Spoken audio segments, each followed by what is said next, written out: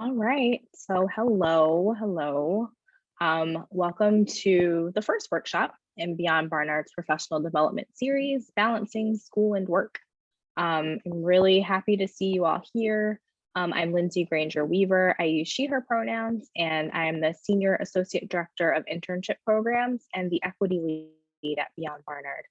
I'm also nursing a sore throat, so if you see me balancing various liquids, because that's kind of the only way I can speak today, this week. It has been quite a journey. But as I said, this is the first of 3 professional development workshops. So balancing school and work is today, right now. We're going to talk about balancing school and work. And just like the ways, something that we hear a lot about from students in our internship programs and students who work on campus is the fact that it gets really challenging to do that. And so we're going to talk about strategies. We'll talk about ways that you can proactively get through some of the harder points, and also about boundaries. And then the next one will be November 3rd, so also a Thursday at noon, managing workplace relationships. So dealing with supervisors, working with colleagues and fellow student employees and interns, and how the best practices for managing these relationships, especially if you're doing work you're interested in or would like these people to remain as part of your network. I have some tips for that. And then finally, for this semester, we'll have 3 more in the spring, but the final one for this semester is exploring your transferable skills. And so it's really going to focus on what you've actually been doing in your employment experience, whether it is an internship or on-campus or off-campus job. And break down into the skills that you can then take with you into other things and think about ways that you can explore what you're doing and why you're doing it. So you can register for all of these on Handshake. I really hope that you do. And for now, let's dig into this. So today's agenda. What exactly is work-school balance? What do I mean? What do we mean by that phrase? And what don't we mean by that phrase? Then how to manage things in general, how to manage the balance during, typical times. Getting through pinch points. I feel like that may be something that's top of mind right now, as it is the midterm and the pinch points are pitching. And then finally, we'll go into creating some healthy boundaries between school and work and just life and all of this in general. And wrap it up. And then I want to leave a lot of time for your questions because I'm sure you have them, or I hope you have them. And if you don't, then start to formulate some, and then we'll get to those at the end. So first, what are we talking about here, right? So let's kind of like get on the same page with the definitions. Work-school balance, as I was putting this together, really thinking about a way to distill this down, is just really the ability to manage tasks effectively across these 2 key areas. The key is to not be overwhelmed by what's going on, because stress will probably be there. Stress is a thing that happens, and best laid plans can still be stressful. But you really want to make things manageable and make it clear to yourself that you can kind of like keep things going and keep things steady. I want to explicitly note that this is not work-life balance, because work and school are hopefully just 2 aspects of your life and who you are as a total holistic, awesome human being. And so, so I'm specifically saying work and school, and then life can find a way, to quote Jurassic Park. In those cracks, in those places, and hopefully by being able to balance work and school and set some of those boundaries that we'll talk about later on, you'll be able to incorporate more of life into the mix. I really do encourage you to find some breaks and take them, and hopefully some boundary setting will be helpful in that arena. So we'll do a thought exercise first. I encourage you to write things down or just think about it. If you want to make it a journal, or if you're watching this later on, think through the things. And so since we are at that midpoint, you've been probably in the mix of balancing work and school for a little bit, unless you're just starting out your employment. So think about what is working, what is not working, and also what we can help you out with today. This is a group. There are now 11 of you plus me. And so we're a little cohort here and try to figure out like what we can help each other out with today. So I'm gonna give about, let's say, a minute or so to really think this through. And then if anyone wants to share, you can either come off mute or put it in the chat. I'm gonna set an alarm. And get started, and I'll mute myself while we do that.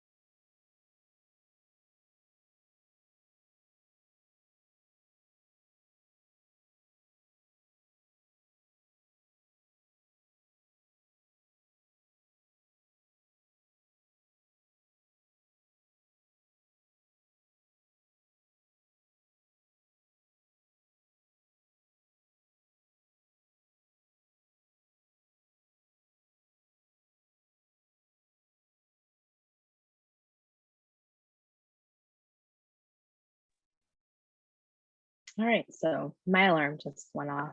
Does anyone want to share any strategies that are working or not working, or just start to queue up some questions of what you feel like you need some help with today? You can come off of mute or put it in the chat. I'm happy to kind of like see where we are there.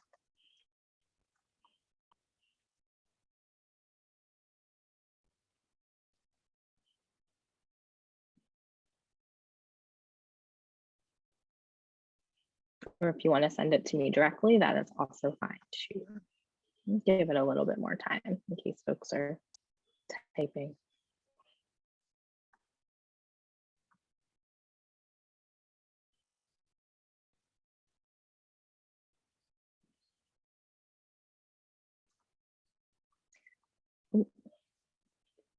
Something that has been helpful is to take breaks from long periods of work. For example, taking a walk outside. Yes, definitely. Breaks are helpful, for sure. Scheduled breaks. Also, if you feel like you're someone who won't take a break unless it's on the calendar, that's great. How to make time for work when you have constant deadlines for school.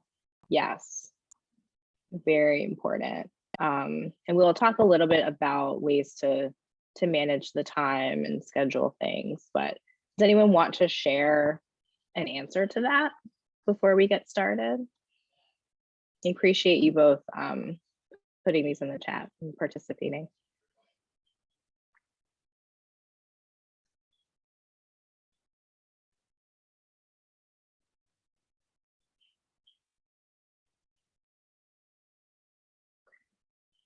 We'll continue forward, but if things come up, please put them in the chat. And I think we'll definitely talk about making time for work or making time for school if if you're in the opposite situation.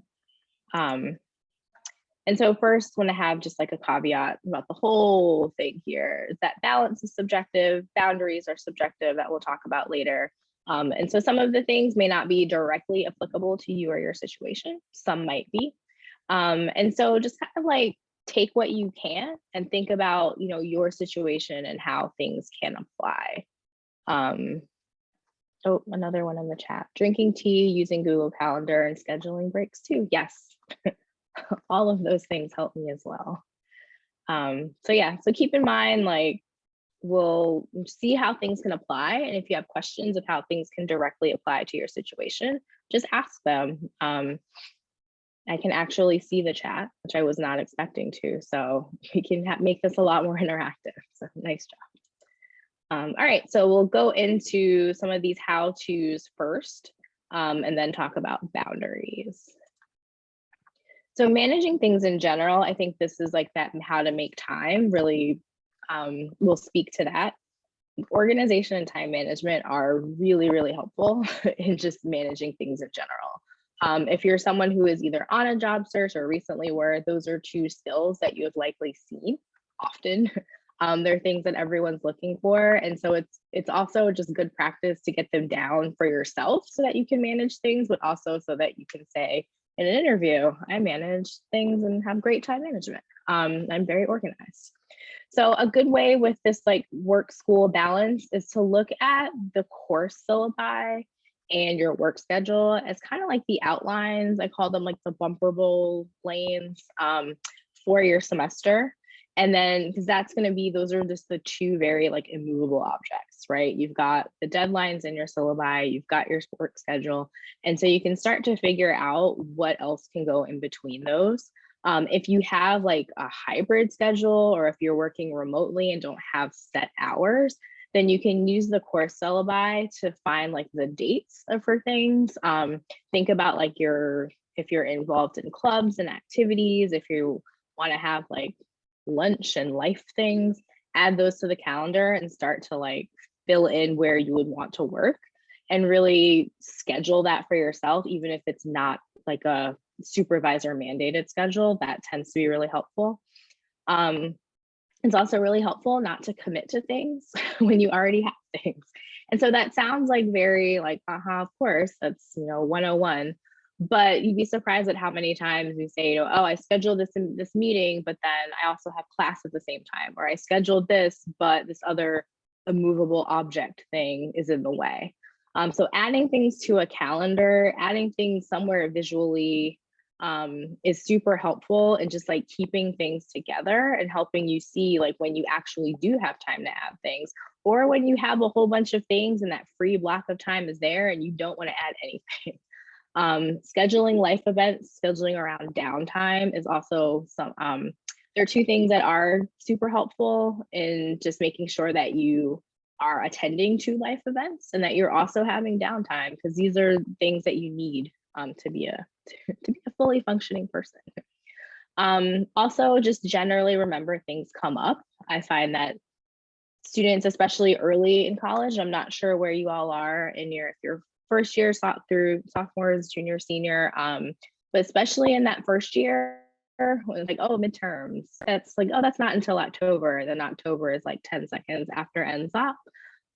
So you really want to think ahead. Right now, you can think about finals in that same way. So like thinking about when things are due, when you have papers or projects or assignments, and then backtracking, like how long would it actually take for you to do this? How long will it take for you to study? How long will it take for you to write those 4 papers that are due within 48 hours of each other? Be really realistic, be generous and gracious with your time. And also, if you genuinely don't know this, now's a good time to think like, oh, this is how long it takes for me to do something. This is how long it takes for me to get a good draft, and then have that good draft to a great draft, to a final product. Start to learn your habits, because then it gets easier to know how much free time you actually have, and how much lead time you'll need to complete something. So in real life, this is some of the things that I'm seeing in the chat. So like a calendar with dates. I put in color coding because that is a thing that I do, but not everyone is a weirdo like me. So color coding or not, but having things just like easy to see, what responsibilities you have for work versus school. Settings on your phone or watch other devices that can let you focus. So one thing that I found to be helpful, or I've heard that is helpful from some of the student employees at Beyond Barnard, is disabling notifications. Also adding in reminders, which I guess is the opposite of disabling notifications, but doing whatever works for you. If you need that like ping of do this now, or if you need that like complete focus time. If you're using Google Calendar, I've noticed that focus block feature on a calendar is really helpful for just like kind of letting things bounce back on its own. So that's one trick for something that we all have access to. And then also enlisting your support system to keep you on track. Folks, I don't know if they like to suffer in silence, but tend to. But if like if it's finals time, everyone is in crunch time. And so it's really great to kind of just vent to each other, but also keep yourself and like your friend group, your peer group on track. I was working with a group of students this summer who all expressed really liking when they're in a room working, but not together.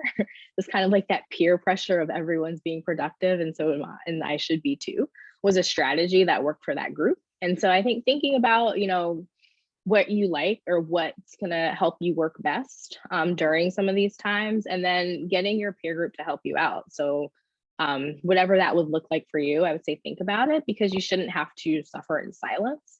And you should also have, your system rally around you and folks to have your back. So now we're going to talk a little bit more about the pinch points, which again, you might be in right now. And I really appreciate you coming to this workshop. If you are in the middle of midterms, maybe this is the break that you need. Not sure. But I think the key to getting through a pinch point, the first one is really recognizing that it's on the way and planning for it. So again, the syllabi are your friends, they're very important. Distilling them into the dates that things are due, the dates that you have things in class, really helpful. But also comparing this to like up-down cycles at your job, because they might align with this academic calendar. And this could especially be true for those of you who are working on campus. So you can think about if, I know admissions has very busy times during early fall when they're doing tours. And also like other offices, I know like the folks at Athena have a really busy time during the film festival and start like enlisting a lot of things. If you're working events, that like mid-September to the end of October is going to be really busy, because that's when, parent weekend and homecoming and all of these things are.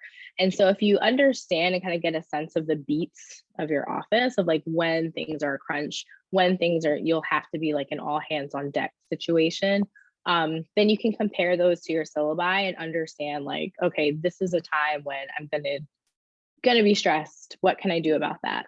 And so what you can do about it is really, it's all boils down to communicating with your supervisors.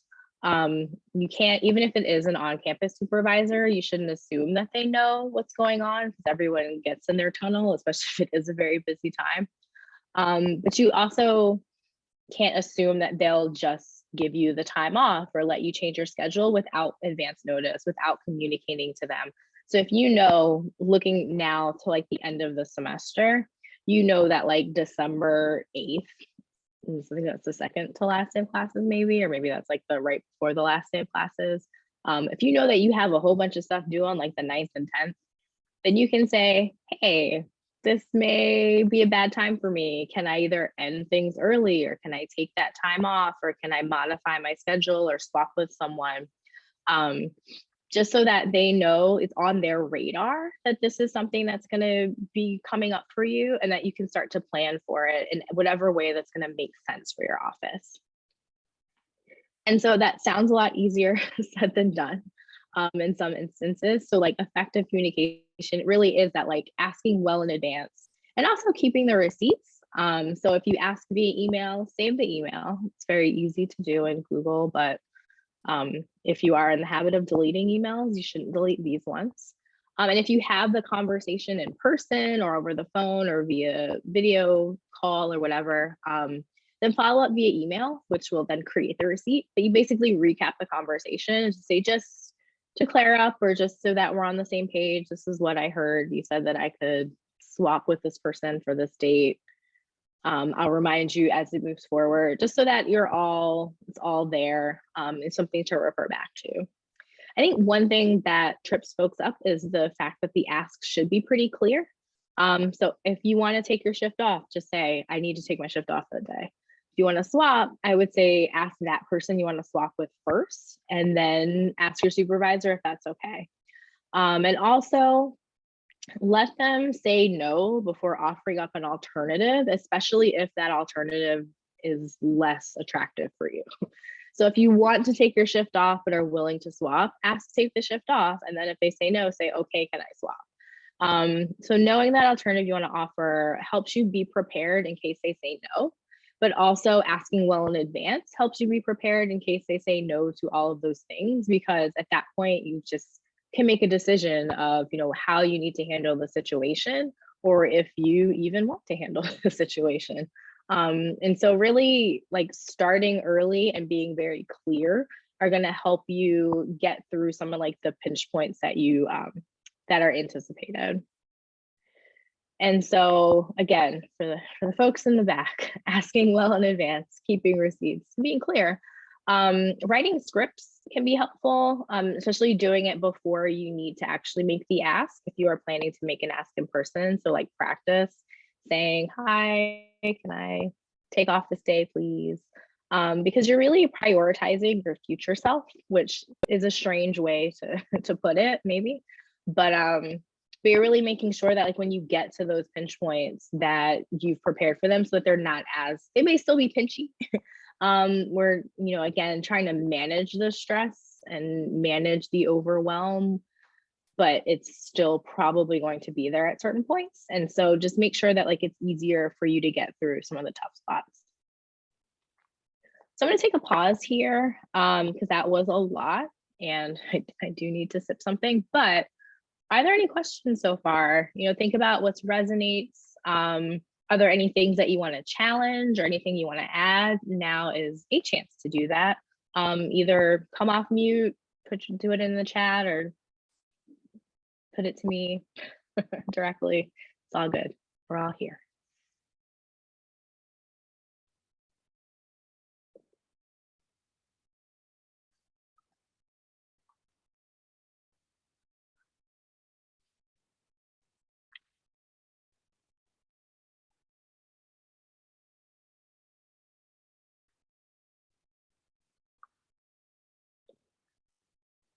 All right. Maybe. Okay. Nope. All right. So now we'll switch gears a little bit, but still within this vein, and talk about creating healthy boundaries. Boundaries are very necessary for life in general, but especially between work and school, because it helps you really get a sense of like what things are priorities, and also helps you fit in some of the things that are not work and school, because again, we are people outside of work and school.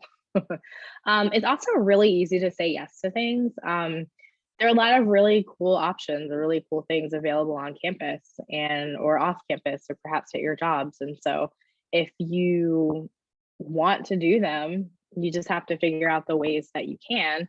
But also sometimes your supervisor or someone that will have kind of a ridiculous ask and having a boundary makes it a lot easier for you to say no, which is super important. And all of this really takes practice, right? All of this like setting, maintaining boundaries once they're challenged, revising them in case, you know, they're not working out for you. It really is something that gets easier as you do it more often. And so internships, campus jobs, part-time employment, doing this while you're in college is a lot easier. It's a really great practice because the stakes are lower, or they tend to be lower than they are even in like full-time summer internships or definitely post-grad. So practice saying no. Practice, you know, the rule that like just because you are free does not mean that you are available. It is helpful at times to provide explanations for the no's, or like a no because, or even a no but, if it's like maybe you want to modify the ask a little bit. And so I think in terms of like creating boundaries, it takes practice. I'm curious to hear if any of you have like success stories with creating healthy boundaries. And we can talk about that later, but it's something that is really gonna, it's useful for this balancing school and work, because they're two distinct things. And if they start to bleed into each other, there needs to be that wall. And so some tips, again, another, you know, that general caveat of like boundaries, just like balance, very individual. But these are certain things that can be helpful, that we've seen to be helpful. So don't do paid work outside of paid work hours. Or if you're working hybrid and they say, I want you to work about 5 hours a week and you find yourself consistently doing more, think about what parts you can pull back on. And usually that is involved with email. It's very easy to get in the morass of the emails. And so don't check them if you're not being paid, or don't reply to them unless they're absolute like on fire emergencies. You can set that boundary between or set that expectation that like, this is the boundary that you have. When boundaries are tested, it's good to have a script, because especially if you know that you're someone who may fold and say yes, or feels like you have to say yes, having a script for saying no, just that you can pull out at any point and you know is effective, or you feel confident saying, is a really great way to keep that boundary. And then if you find yourself consistently unable to keep it, or consistently being challenged in the boundaries that you're setting at work or at school or within that balanced place, you may want to reevaluate some of the situations. If you feel like you can't say no, then think about why that is and if that is a healthy situation for you. And so we're going to do another thought exercise. I'm going to add another minute to my phone. And basically, where do you think you'll go from here? Think about the things that you had wanted to learn from before, what was working and what wasn't. What strategies and tactics do you think you'll use to manage your work and school balance, and also strategies and tactics to maintaining boundaries, because talked about the way that those are connected and how important it is one to the other. So give a minute. You can, and then once you've thought about this, if you want to add it to the chat or come off mute and talk about it, feel free.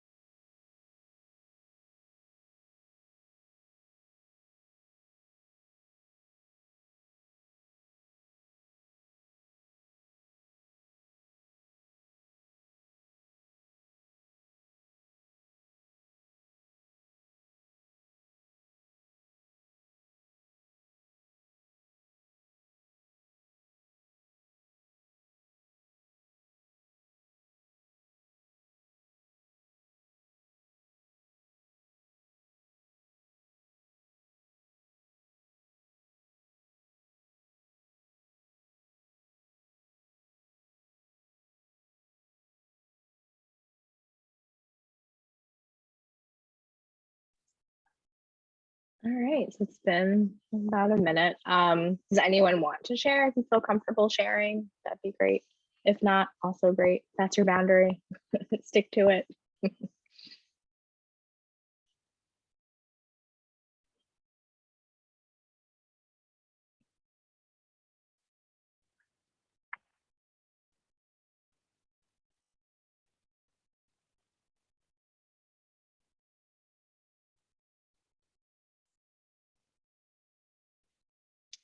Great, so we can wrap it up. We've talked about a lot, and instead of, listing out everything we talked about, I felt like these two pictures really sum up the vibe that I'm hoping we all got today. I'll leave a second to read them.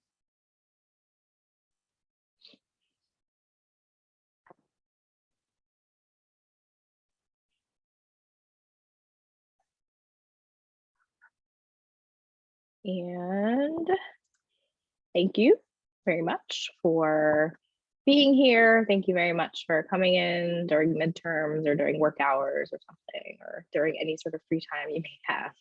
I'm going to stop the share so that we can all get on the same screen. And then if there are questions that you have, or comments or anything, you can feel free to ask or share or anything like that.